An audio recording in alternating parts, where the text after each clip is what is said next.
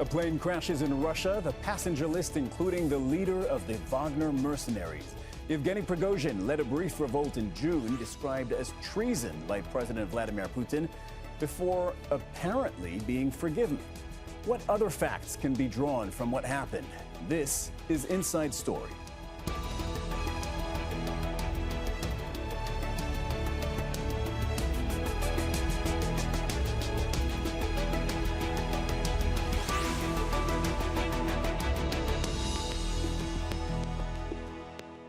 Hello and welcome to the program. I'm Cyril Vanier. Was it an accident or payback by the Kremlin? Speculation is rife after the jet crash in Russia on Wednesday. About the only thing beyond doubt as to what happened is the plane wreckage scattered far and wide. Russia's aviation agency says that there were no survivors. The passenger list included 3 crew and 7 members of the Wagner mercenary group, including its leader, Yevgeny Prigozhin. We'll be looking with our guests at what may have happened and the political background and implications. First, though, let's hear what some Russians have been saying in Moscow. The first thing I believe is that this man committed the most serious crimes possible for a military man to commit. As a citizen, too, I think his safety was only guaranteed in exchange for him stopping what he started. But he didn't stop. I believe it is a matter of honor to kill him off. I feel sorry for him. I think a hero died, that's all. What can I say? I don't know. It's a shame. My condolences, of course, to his family, his friends, everyone. The country lost a hero. This man was, in fact, a master of illusions. Maybe he didn't die. No one knows yet. Maybe they won't even show the funeral or the body.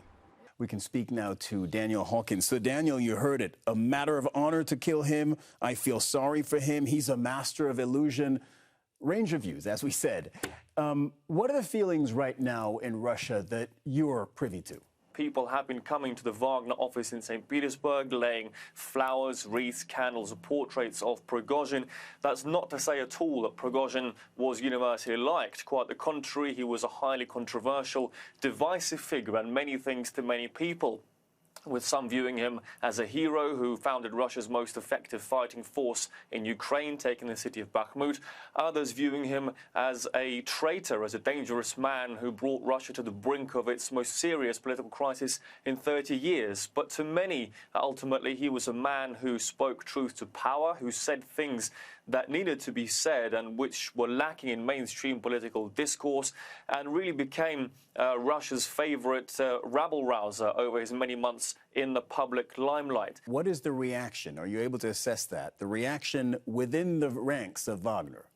Well, the Wagner Group has earned themselves a reputation as a very disciplined force. They've got a very rigid, vertical hierarchy structure, which has a clear plan of action if something should happen to the higher echelons of command. And we understand from some media reports that plan of action has already gone into motion.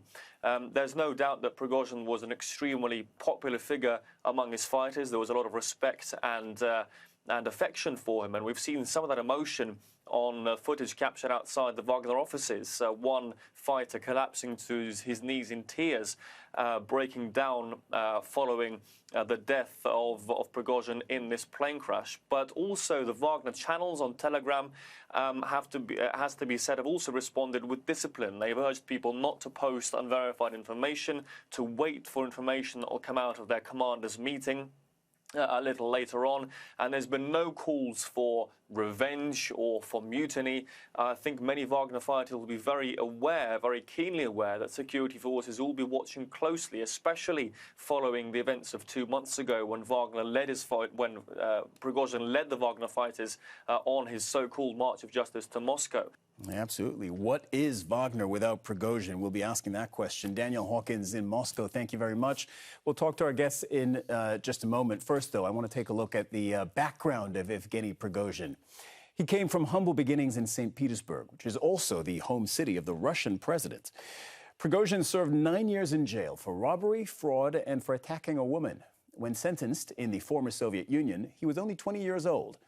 After his time in prison, he began selling hot dogs.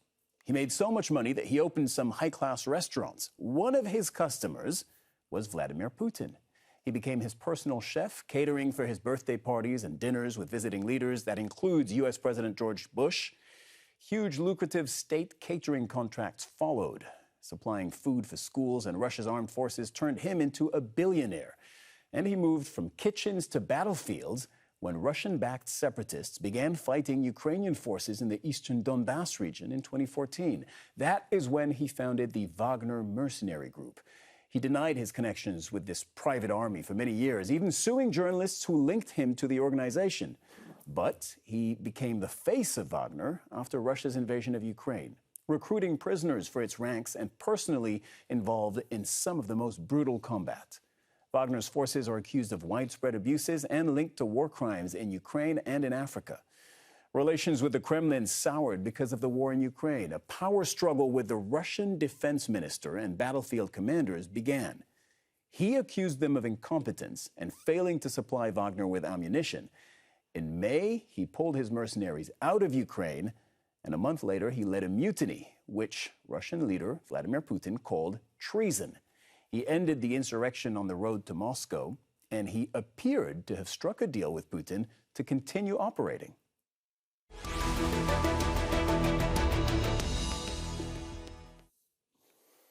Our guests today to talk about all of this in Moscow, Pavel Felgenhauer, defense and military analyst. In Brussels, Donnacha, professor of post-Soviet politics, author of The Color Revolutions in the Former Soviet Republics, Successes and Failures. And in Rome, Owen Matthews, author of Overreach, the inside story of Putin's war on Ukraine. Warm welcome to all of you, gentlemen. I want to first ask all of you, we have to get this out of the way. Do any of you believe that this plane crash was an accident? Pavel. Well, of course it's not an accident. I mean, planes don't fall out of the sky by accident. This was some kind of explosion on board. Some say it was a bomb on board, or maybe it was shot down by SAM anti-aircraft missile, most likely a bomb, but it's not an accident. I mean, a bomb on board is not an accident. Donnacha, your take. Yeah, I agree with Pavel. It's extremely unlikely that it's an accident. There are many theories circulating that it was taken down by air defenses who mistook it for a drone. That's highly unlikely that they would make such an error, that there was a bomb on the plane. The Russian state is, of course, going to investigate this, but I think very few will lend much credence to the results of such an investigation. I think that this is seen as payback for the rebellion 2 months ago.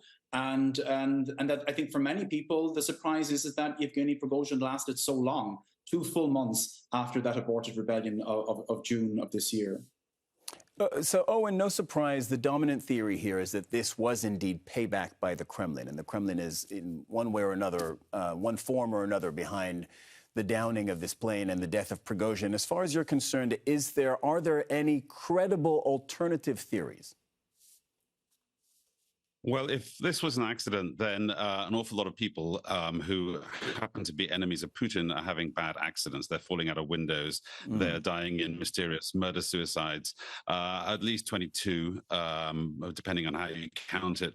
Oligarchs, sort of dissident bureaucrats that have fled the regime. Prigozhin himself, the nominal commander of Wagner, Dmitry Utkin, who died with him. This is clearly not an accident. I mean, there's just a very clear pattern going back, in fact, many years, but it seems to have actually kicked up into a new gear. The bloody retribution that the Kremlin has wrought against its enemies has just gone to a new level since the beginning of the war. Pavel, all of you are analysts of what goes on in Russia and Russia current affairs and Kremlinology to some degree. Pavel, what did you first think when you heard the news that this plane had gone down and Prigozhin was aboard? Well, it was that this is the end of the Wagner group as we knew it before. Maybe they will survive in some kind of other form, but the way that we knew them, they will not. And the predominance of them, especially the use of Wagner Group by Prigozhin for personal political ambitions also will not be present anymore. Though the fighters are there, they will maybe continue in different places of the world, maybe under different banners. They won't disappear, but the phenomenon of Wagner is over. The organization is fully decapitated.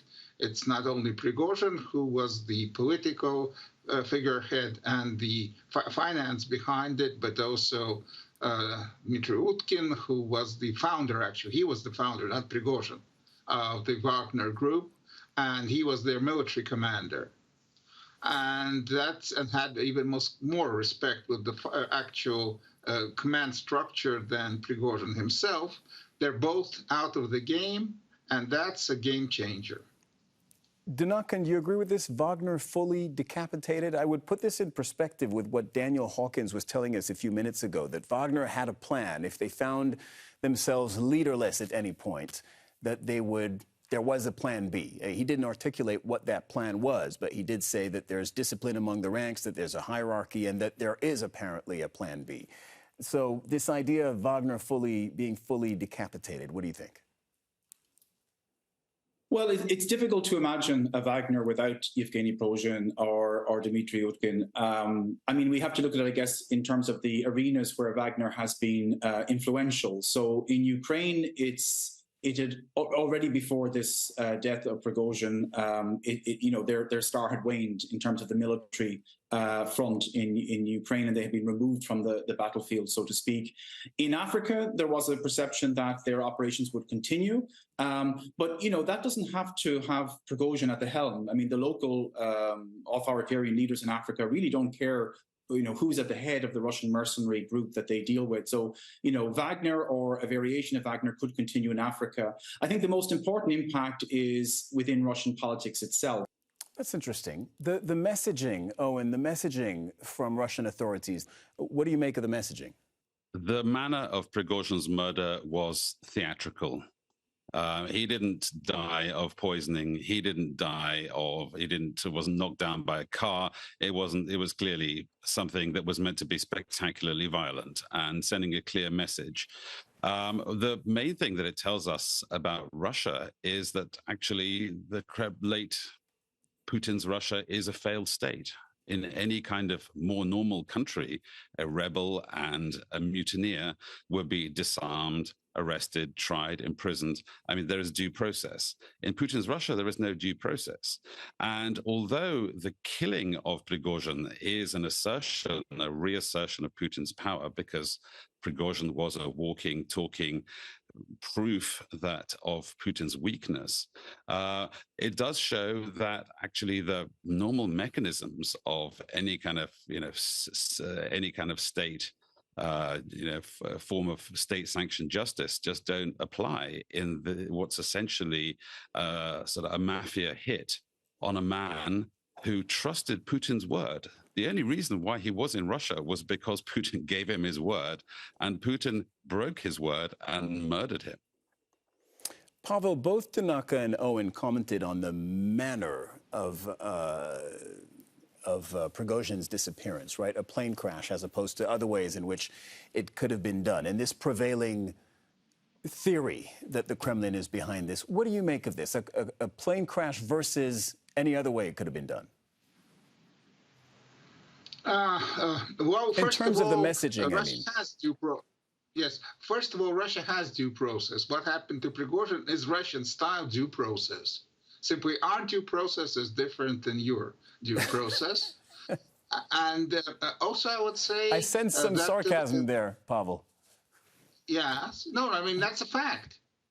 And a plane taking out at the same time Prigozhin and Utkin and some other chiefs of the Wagner group, important people there, that's more effective than just taking out one. Actually, Utkin was a bit radical. He was leading the troops on Moscow in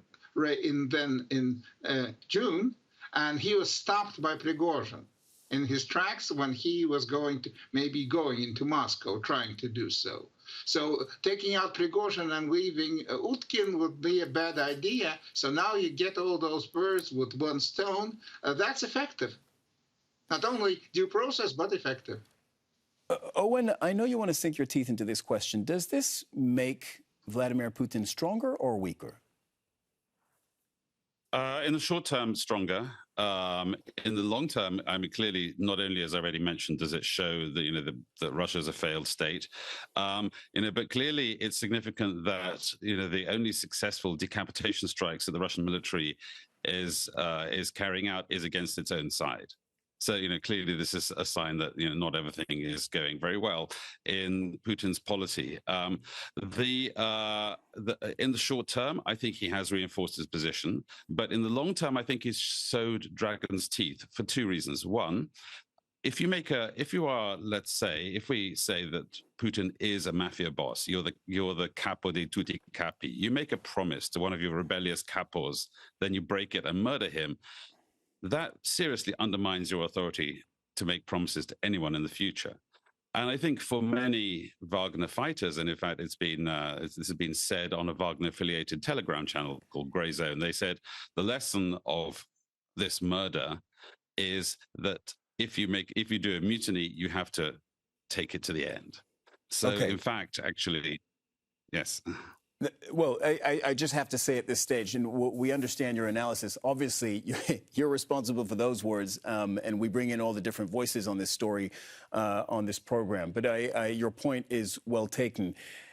Donnacha, this question of whether it makes Vladimir Putin weaker or stronger, your thoughts?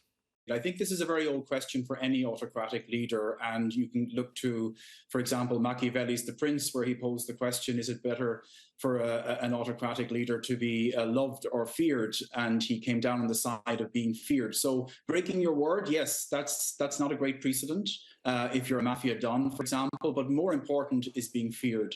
And if somebody crosses you, if somebody undermines your authority, if someone betrays you, you have to remember Vladimir Putin's speech that day back in June, where he said this was the greatest threat to Russian sovereignty since 1917, since the Bolshevik Revolution of 1917. And the people behind these were traitors.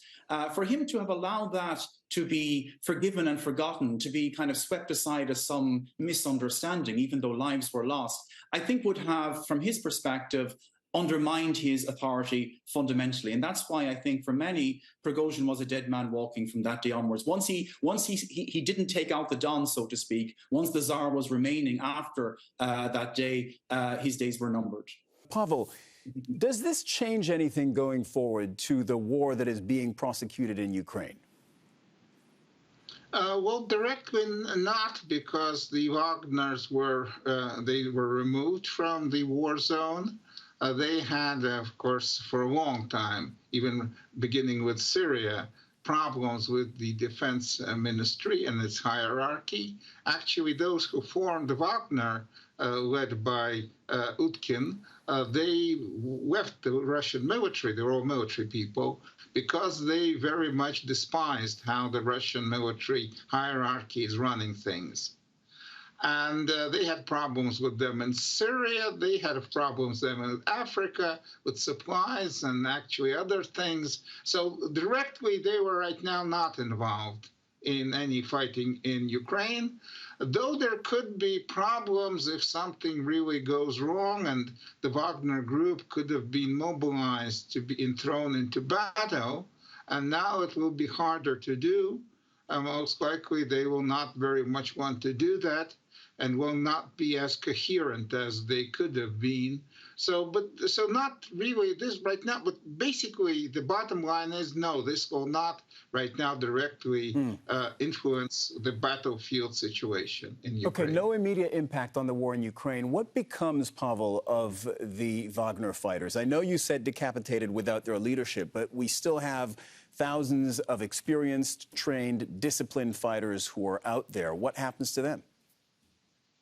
Well, the Wagner Group was very kind of flexible. That was their big advantage. They had large lists of people who served with them in different places, specialists, people who knew how to use weapons, and they knew these people, and so they could easily expand their structure and then contract if they are right now not fully in business, so easily mobilize, easily demobilize, and they had a skeleton structure of command and control that could be expanded. So yes, they were very effective in that. And these people would not disappear, these fighters, not at all. But decapitation of them as an organization means that the Grand Wagner Group, as we saw it this year, I mean, with even their march successful on Rostov and taking Rostov, a city of 1 million people, and march on Moscow, that's most likely right now not happening again. They'll have problems with financing, with organization, with working with the defense ministry because they need ordnance and equipment, say, within Africa. There's going to be lots of problems, but they won't disappear. These people won't disappear and may reappear in other forms, organizational forms. Where does this leave, Donnacha, let me address this question to you. We have just a few minutes left on the show. Where does this leave the approval rating, if you will, for Vladimir Putin in Russia? And I take your earlier points about strategic issues for him and keeping himself in power and all of that. But the recent polling tells us that he's wildly popular in Russia, to the tune of 80%. What does this do to that? Well, it's very difficult to gauge exactly how popular Vladimir Putin is, especially at a time of war, especially in a dictatorship. I mean, people who are, who are called up by random polling agencies, irrespective of their independence or otherwise, they're going to find people at the other end of the line who are very wary of giving their real opinion of Vladimir Putin or the war, especially when they see events of the last 24 hours to those who are seen to defy him in any way. So I think naturally, of course, Russia is a state of war, and there will always be a constituency who say, when my country's at war, I want my country to win. But I think what was revealed during Prigozhin's aborted rebellion back in June, and this is why it gave Vladimir Putin cause for some concern, was the lack of popular support for Vladimir Putin during that memorable Saturday. You know, there was no mass swelling of opinion, no protests on the street saying, we support Putin or down with Prigozhin. In fact, the opposite, where Prigozhin entered, like in Rostov, there was evidence of support for Prigozhin. So I would question this notion that Putin is a popular leader. As I said, he rules by fear and by passivity. I mean, Russia as a country has a long history of autocratic rule, punctured by very brief moments of transition between one form of autocratic rule and another. So that's why when you see change in Russia, fundamental change, it tends to be not a bottom-up, as a result of a bottom-up campaign. It tends to be an intra-elite struggle, which again is what the Prigozhin-Putin struggle was all about. Owen, just before I ask you to answer the same question, I'll have to push back a little bit on, you used the word dictatorship a moment ago. And again, I understand the different points of view here, but Russia is still a country that has elections, that has a parliament, that has some sort of political process. But I know what you're going to answer. It's pretty much what you told us a moment ago, and we do welcome all these views. Owen, your thoughts on this, on where it leaves Vladimir Putin, the public perception, I mean, of Vladimir Putin in Russia? Well, given that Russia is a dictatorship and in no way a democracy, and although it retains some of the sort of phantom structures of democracy, it's actually rather hard to tell.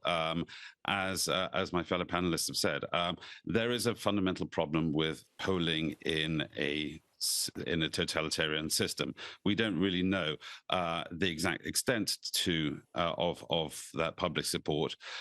What we do know is three rather important things. Is that hitherto, in the major moments of revolution in Russia, when we have seen state collapse, three things are the case. One, there is a profound economic crisis. Two, the regime has discredited itself and shown itself to be weak. And three, there is an alternative leader waiting in the wings. That was the same in 1917. It was the same in 1991.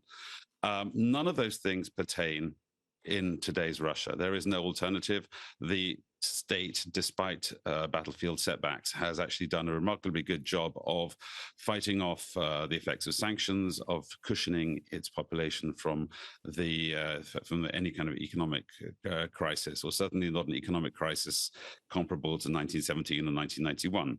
And third, and most importantly, there is no real sign that Putin is actually fatally losing his authority. And that's really what we're talking about today, is about Putin sort of closing that last open wound that was made in his regime by Prigozhin. The rebellion was crushed, despite the fact that actually it did show some worrying cracks in Russian society. Those cracks are as yet nothing near to being an existential threat to the Putin regime, however much the Ukrainians, for instance, might wish otherwise. Pavel, looking forward, 5 years from now, how will we look back on this episode? Will we say this was a fork-in-the-road moment where things changed and that sowed the seeds, perhaps, for future events? Or will we say this was just a blip on the radar and this was handled by the Kremlin in much the same way that many other things have been handled by the Kremlin? Well, for that, we'll have to actually live these 5 years to understand that. When, say, in 1916, some of the supporters, actually, of the Tsarist regime murdered Rasputin, then it was a big story, but then turned out, well, it's a story for comic books more than for the real history of Russia. It was a blip. So I don't know for sure. Again, we don't know actually totally sure. We believe that Utkin and Prigozhin have perished in this crash. There'll be evidence, but there were also known that both had doubles. Maybe there are going to be sightings of Prigozhin here, there, in Africa, somewhere, like Elvis Presley in the coming years. So this could be a pop story, actually, in the future. I did not expect that we would be ending the show on Elvis Presley and a pop story, but your point is well taken. I'd like to thank all our guests today. Pavel Felgenhauer, Donnacha, Beacháin, and Owen Matthews. Thanks to all of you, and thank you, too, for watching. You can see the program again anytime by visiting our website. That's aljazeera.com. For further discussion, do go to our Facebook page. That's facebook.com/AJ Inside Story. You can also join the conversation on X, previously known as Twitter. Our handle is @AJ Inside Story. From me, Cyril Vanier, and the whole team here, bye for now.